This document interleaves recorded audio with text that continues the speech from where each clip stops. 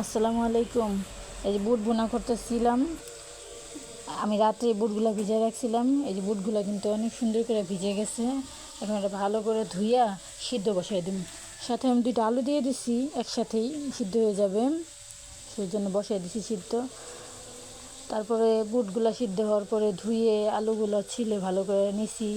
আর এই যে কড়াইতে দিয়ে দিলাম তেল, একটা তেজপাতা ছিঁড়ে দিছি, পেঁয়াজ। এখন পেঁয়াজ মরিচ গুঁড়া মশলা এগুলো দিয়া বুটগুলো কষাই নিব। লবণ দিয়ে দিলাম। আমি সাধারণভাবে বুট কষাই, এইটাই আমার কাছে বেশি ভালো লাগে। বুট এমনিও খাওয়া ভালো, স্বাস্থ্যসম্মত একটা খাবার। বুট যদি সিদ্ধ করে এমনি এমনি খাওয়া যায় সেটাও ভালো।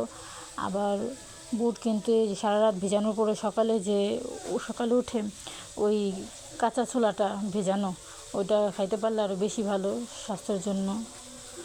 একটু পানি দিয়ে দিলাম।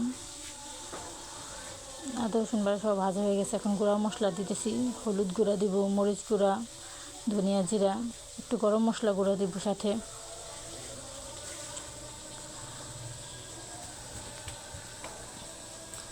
সামান্য গরম মশলা গুঁড়া দিয়ে দিলাম। এখন এটা একটু কষায় নেব।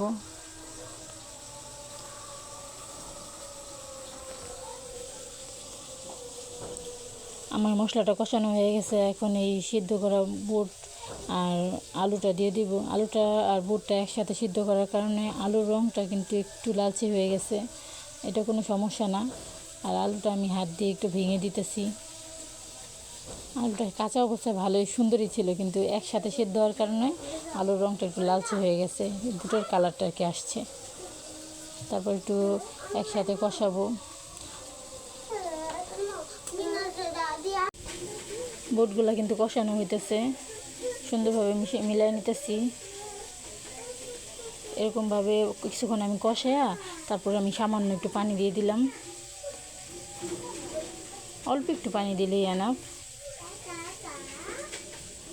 কয়েকটা কাঁচামরিচ দিয়ে দিচ্ছি। খুবই সাধারণভাবে যে ঢেকে দিলাম, পানিটা এখন টেনে যাবে। আমার বুটটা ভুনা কিন্তু হয়ে যেতেছে। সামান্য আরেকটু শুকাবো, তারপর আমি নামাই নেব বুটটা।